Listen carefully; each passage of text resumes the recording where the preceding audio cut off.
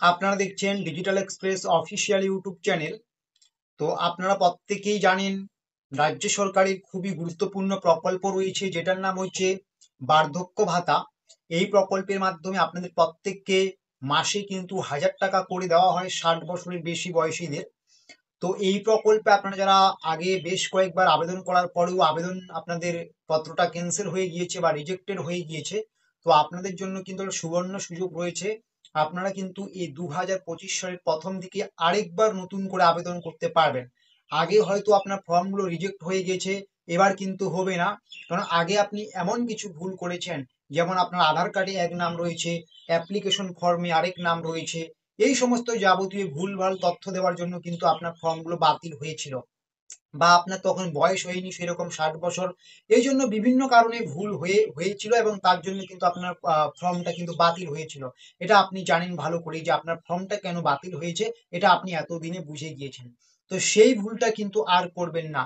রাজ্য সরকারের পক্ষ থেকে ঘোষণা করা হয়েছে 24শে জানুয়ারি থেকে কিন্তু বার্ধক্য ভাতায় আবার আবেদন করা যাবে দুয়ারে সরকার ক্যাম্পে, ঠিক আছে? সেখানে গিয়ে কিন্তু আবার আপনি কিন্তু বার্ধক্য ভাতায় আবেদন করতে পারবেন। আপনার সমস্ত নথি দিয়ে ঠিকঠাক ভাবে ফর্মটা ভর্তি করে দুয়ারে সরকার ক্যাম্পে কিন্তু জমা করবেন। এবার কিন্তু আপনি আগে যে ভুলগুলো করেছেন, আগের বারগুলোতে যখন ভুল করেছিলেন, সেই ভুলগুলো না করে খুব সুন্দর করে জমা করে দেবেন। আপনি কিন্তু খুব তাড়াতাড়ি বার্ধক্য ভাতার টাকা পেয়ে যাবেন, ঠিক আছে? তো এটাই সব থেকে গুরুত্বপূর্ণ আপডেট।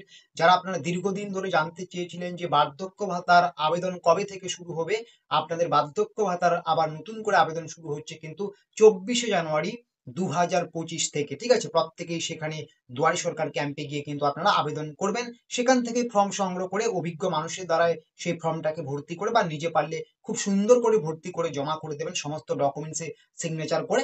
আপনি কিন্তু এবার কিন্তু বার্ধক্য ভাতার টাকা পেয়ে যাবেন। এই ভিডিওটা মূলত তাদের জন্যই যারা নতুন করে আবেদন করবেন। আপনারা কিন্তু এই কথাগুলো মাথায় রেখে করবেন, যাতে কোনো জায়গায় কোনো কিছু ভুল তথ্য দেওয়া না হয়।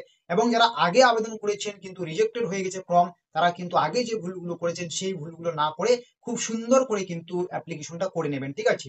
এবং আপনাদের যদি আধার কার্ডে এক নাম থাকে, ভোটার কার্ডে এক নাম থাকে, ব্যাংক অ্যাকাউন্টে আরেক নাম থাকে, এরকম ভুলভাল চারিদিকে নাম থাকলেও কিন্তু আপনারা টাকা পাবেন না, ঠিক আছে?